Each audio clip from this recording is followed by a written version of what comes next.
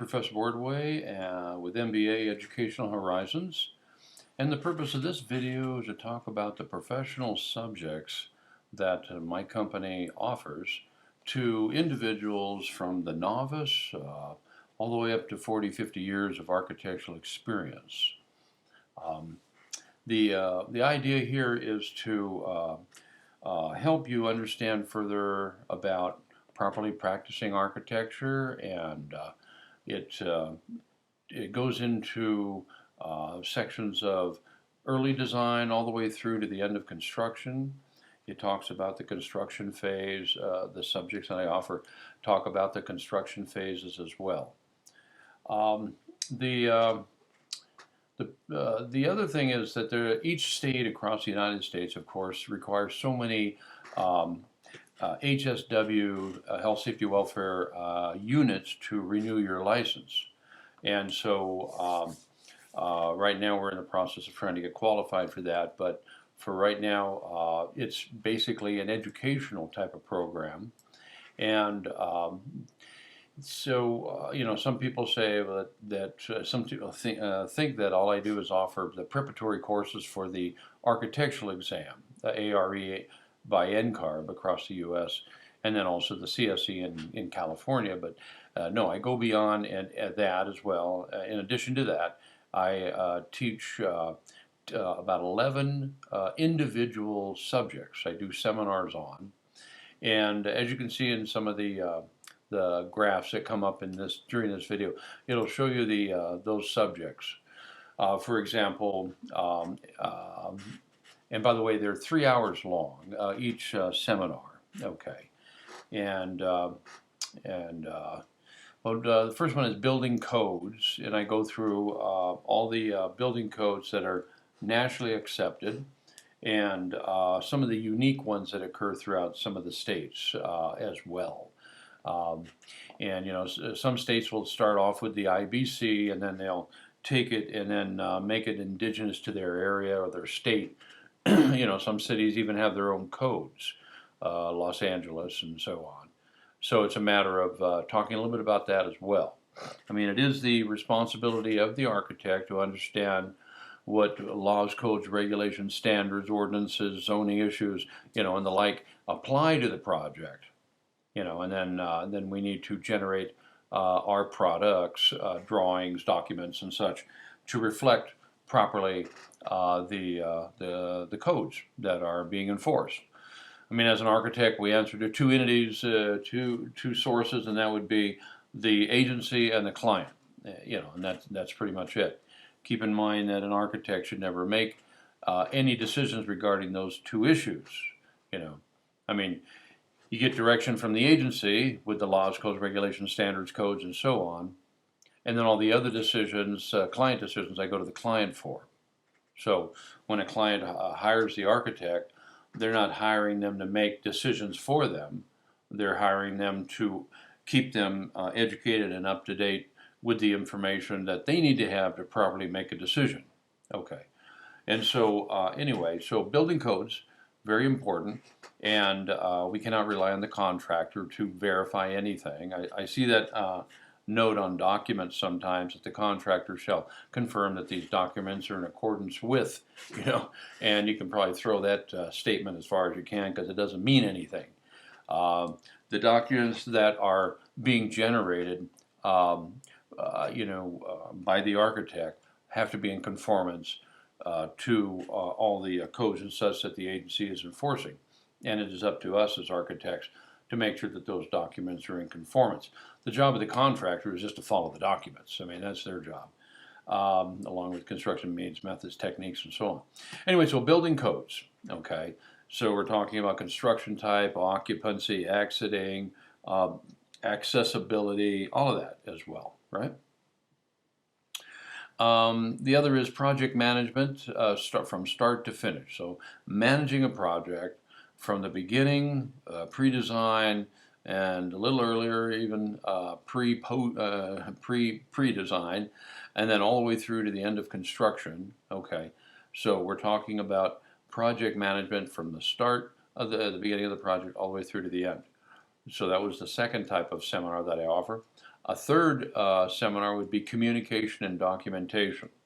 Okay, and this seems to be a skill that we're starting to lose because of all the emails and texting that we do, and the lack of socialization that we're not doing in this society and so on. So with all the technology, I just much rather email you instead of pick up the phone and so on. So we want to go back and polish those skills, communication with each other, and then also properly following up with proper files, right, as well, documentation. Okay, and so communication and documentation, okay, the two golden rules in architecture, or two of them anyway. Um, Controlling project construction costs. You got this cost or extension of schedule going in, and it slowly creeps and extends and then all of a sudden it's like, wow, why are we over budget and behind schedule? And so it's a matter of monitoring that. Okay, because as we monitor something, then the surprises kind of go away. If we don't monitor something, then it's surprise time. So we want to make sure that, with our weekly meetings or twice a week meetings, where are we at with the budget? Where are we at with the schedule? Are we on track? Are there any problems or issues with the project? Keep it going, okay? And so controlling, monitoring, okay, that as well is very important on behalf of the architect. Because you don't want to go into a value engineering meeting later. It's kind of a nasty term in architecture, I guess, as far as after when the project comes in over budget or over scheduled, So then we have to VE it, but we can progressively VE as we go through the phases of the project. So controlling project construction costs, okay, as well. Architectural documents. So what documents properly make up a package of documents? Okay. When I say documents, I call it the big five, which would be drawings, specifications, calculations, reports, and cost estimation. Okay. I just call it the big five as putting a package together. And you can overdo and underdo everything. So it's a matter of what would be the feasible level of documenting and creating a set of documents for this project or for a project, right? And so we go through and talk about the architectural document package. Okay. Also, construction or contract administration or observation, as they call it. And so that, of course, starts at the kickoff meeting, as I say, for construction, and it goes all the way through to the end of construction, where C of O, certificate of occupancy, is issued. Okay, so we go all the way through. All the services that we need to do as an architect. Okay, how often do we go to the job site? Needs to be written in the contract. No guesswork. So when in doubt, spell it out, don't leave it out. And we have to go through and communicate to the client that this type of project requires one visit a week, one visit every other week, two visits a week. Yeah. So it depends on the complexity. Is it CPM or fast track? In the construction phase, and there are a lot of people involved and so on. So going to the job site, okay, and some of the contracts out there indicate that the architect will visit the site when it's appropriate or at appropriate intervals. It's like we don't know what that means, so it's a matter of spelling it out, okay? And then that way the client knows exactly what to expect. There's no guesswork or gray area involved with the communication and such as well, contract understanding, right? So that's important to understand. When we go to the job site, we take the certificates of payment with us, monitor the progress of the project, verify that what has been submitted, reviewed, and approved in document form is being built. And if it doesn't, then of course we have to bring it to the attention of the contractor and the owner as well, and make sure that that gets corrected, okay, as well. And so there's a certain procedure to follow, right? And then we answer any questions by appropriate parties. We don't talk to subs and end users and so on, right? And then are we verifying, are we on schedule or behind schedule as well? and verifying the procurement of certain equipment and materials to confirm that they're going to be delivered on time, and that type of thing, right? And if revisions and clarifications occur, then of course we've got to generate the proper documents for those. Okay, so there's only two effects to a project. It's either revision or clarification. A revision affects time and/or cost in the form of an add or a deduct, and a clarification does not. So which is it? And then there's proper documents to track those two effects as well. So construction administration, right? And then time management and goal setting is another seminar that I do. And setting up a goal for your day, for your week, for your month, and so on, goal setting. And if you don't make it, then you just reset it. I mean, you don't get all depressed about it. So you just end up resetting your goals and pick yourself up and continue on. So monitoring your time is very important. You can lay out a whole schedule and then you get one phone call and it throws it all off.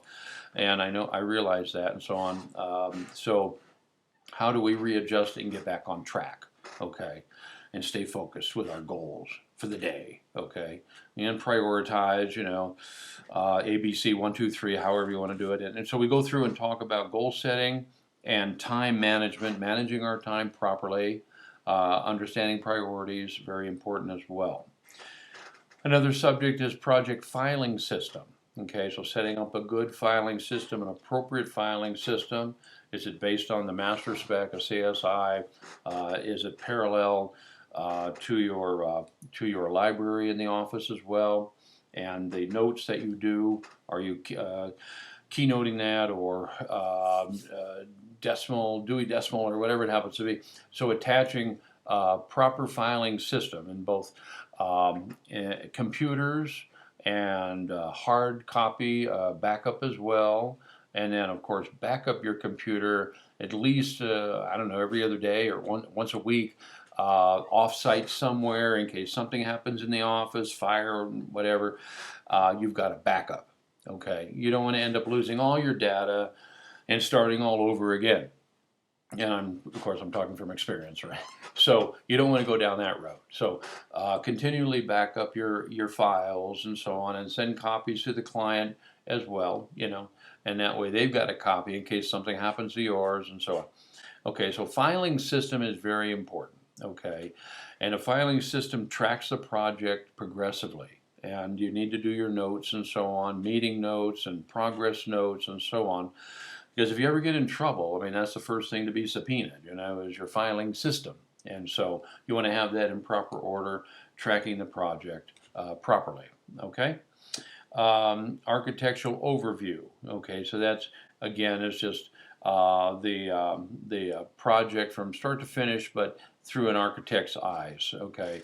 And so what are we looking at when we do a project, and how do we respond to RFQs and RFPs, requests for qualifications, requests for proposals, and reflect our qualifications and capabilities and experience, you're right, through submitting that proper data. And then an overview of your office, a philosophy of doing projects, experience that you have. Because the experience that you have, which is past tense, creates the abilities that you have today. I don't like to use the word capability, because capability really is an ability that's dormant. So it's a matter of what abilities do you have today, okay? And then we also have architects and contractors at risk. So what liabilities do we have involved with this profession, and how do we stay out of trouble and minimize or eliminate our liability exposure on a project? Maybe we only contract with the consultants inside the building and let the client contract with everyone outside. You have to communicate and coordinate with the client's consultants. That would be the civil and the soils engineer, the landscape architect, and the marketing and the environmental consultant, and all of them outside the building. You don't need to contract with them. I know that it is appealing to tell the client one-stop shop, but it increases your liability as well. All right.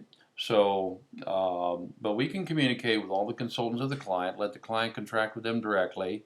That way the client takes care of their fee schedule, their time schedule, and you're not, you're not responsible for those two, as well as the accuracy of their documents, right? So it minimizes your liability, but overall coordination should be done by the architect to make sure that those consultants' data is incorporated into your data and everything is working fine. So include coordinating their data into yours in your proposal, and you have to describe that to the client. That service as well. And there's also BIM and building information modeling that we can go through. Green sustainability. We can talk about lead projects. We can talk about it in another subject seminar as well. Um, and then there's also the whole picture, again, from start to finish, all the way through, from pre-design all the way through to the end. And this seminar is more for like the layperson as well as the architect, but it's for developers and realtors and so on as well. Okay, so you can always go onto my website and click on professional subjects, and it'll describe all this that I'm talking about. We're in the process of offering the ADA Accessibility Standards Seminar for the state of California, but not quite there yet, so we're still working on that. So those are the seminars that I offer and subjects that I offer in seminar form, but I also offer those in teleseminar form. Okay, so I only allow about 5 people on the teleseminar. Give you the code number, and then you can listen in. You get the booklet. And all these seminars, by the way, and teleseminars, and you get the booklet on that subject, okay, as well. So you have that in front of you as we're going through the seminar or the teleseminar. And if you want to ask a question, you can raise your hand because you have a little hand thing there, and then I'll cue you in, and you can ask the question. Everybody will hear it, and then I respond to it and such. So there's interaction involved with teleseminar. There's only 5 of you, so that usually allows that to happen. There's also tutoring, and tutoring, my time really goes kind of fast because it's a minimum of 2 hours per subject on tutoring. And we do it with Skype or FaceTime or by phone, whatever you feel comfortable with. We set up a convenient time during the day or in the evening. I try to go for Tuesdays or Wednesdays. I don't tutor on the weekends. And then we set up a time that's convenient, and we go through that particular subject with you, okay, tutoring. And it's one-on-one, and I understand your strengths and weaknesses, and then I adjust my talk to your level of understanding and rate of absorption, so to speak, as well. There's also coaching, and coaching is just quick 30-minute calls at the beginning of the week and the end of the week to kind of keep you focused on that subject that you're involved with, right now. And maybe it's your responsibility to set up the whole filing system for the office. So, we can talk at the beginning of the week, and okay, so how'd you do? As a goal, let's do this week, and set up the library and the suites and all that, and set up that way, or set up the office as well. All the things you need to do in starting an office as well. So that's coaching, and then also there's consultation. Sometimes clients would like me to talk with them because I have about 45 years of experience, so I can share that with them based on the subject that they're involved with or have questions about. And that's a consultation, a minimum of 1 hour, and we go through and talk about consultation where I consult you on some the subjects that you're involved with. So the materials that we have on those subjects, aside from what I just mentioned, those were services. These are materials, and so we've got videos, and the videos are about 2.5 hours long on each one of those subjects, and it comes with the booklet as well. Okay, and then you got the booklet, and then you're looking at the video, and that type of thing. So that's pretty good. And then that there are also audios instead of videos. So if you're in the car and you want to download it on an MP3 or whatever it happens to be, then you can listen to it as you're driving and such. You can't look at the booklet, but you can listen to it. So, or I can just sell the booklets individually by themselves. So that's on all the subjects. And again, there's about 11 subjects there. The specials that I offer on professional subjects would be what we call the procrastinator special. Okay, so not being facetious, but basically it talks about something that a subject that you've been wanting to get involved with and have been putting off for years, for example. But I've got 2 hours of tutoring, and the package includes 2 hours of tutoring on that one subject and 3 hours of coaching, okay, at the beginning of the week and the end of the week, Monday and Friday, and we do that for 3 weeks. It also includes the 2.5 or 2 hour video on that subject, as well as the audio recording and my book. Okay, so we call it the Procrastinator Special. There's also the Exam Buster Special, and that's twice as much tutoring on that one subject. Okay, so it could be, I read it's 4 hours of tutoring on the one subject, 3 hours of coaching, you get the video and the audio and the book. Okay, so we call it the Exam Buster Special. There's also another special, it's called Classroom Special, and this does not include any tutoring. There's 3 weeks of assignments that are given to you and curriculum to kind of follow. Numerous sample questions are sent to the individual on that one subject, professional subject. Individuals can take the exam and then send them back to me for grading. It also includes the 2.5, 2 hour video and audio on that subject, okay, as well as the book. And so that's what we call the Classroom Special, okay. So my availability is I can, anytime you sign up for anything with me, you can always email me, call me, text me. It's 12 months after your initial registration date.